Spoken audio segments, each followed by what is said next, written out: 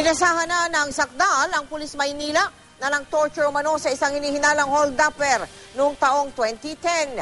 Hindi naghain ng plea si dating Senior Inspector Joselito Binayog. Dumalo rin sa arraignment ang misis ng biktimang hanggang ngayon nawawala pa rin. Babala mga kapuso, sensitibo po ang ilan sa mga videong inyong mapapanood. Nakatutok si Ian Cruz.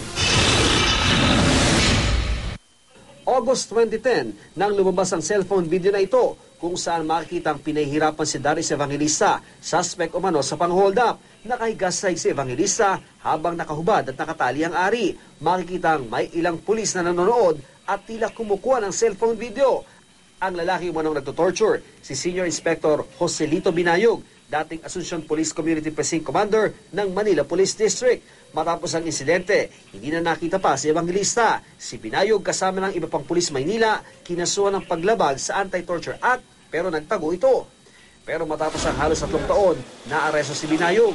At kanina, humarap siya sa Manila RTC Branch 1 sa sala ni Judge Tita Bughaw Alisuag para basahan ng sakdal. Pero hindi nagpasok ng plea ang dating pulis Maynila kaugnay ng kinakarap na kasong paglabag sa Anti-Torture Act. He did not enter his plea, so under the rules, the court will enter the plea for the accused. Dumalo rin sa arraignment ang asawa ni Evangelista na si Margie, kasama ang anak at biyanan na nasa ilalim ngayon ng Witness Protection Program ng Department of Justice. Yun nga po yung bumabalik sa akin yung nakaraan, yung ginawa nila sa asawa ko, yung video. Tuloy raw ang kaso at di sila papaareglo, pero ang nawawalang mister baka hindi na raw makita. Nasa yung asawa mo, nakita na ba siya? Hindi pa po. Pero ang paniwala nyo? Patay na talaga. Pinatay nila? Apo. Sino pumatay? Sila Binayog. Tingin ko hindi na po mahanap yun kasi sinunog po nila yun. Tumanggi si Binayog na magbigay ng pahayag kaugnay nito. Anong masasabi mo dito sa nangyari? No comment na lang. No comment na lang. No comment as of now, sir. Please.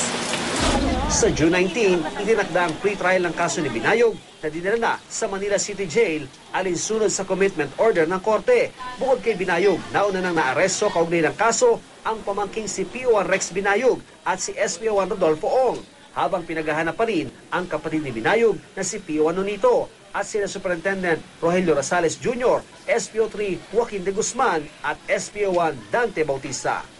Ian Cruz, Nakatutok, 24 Oras.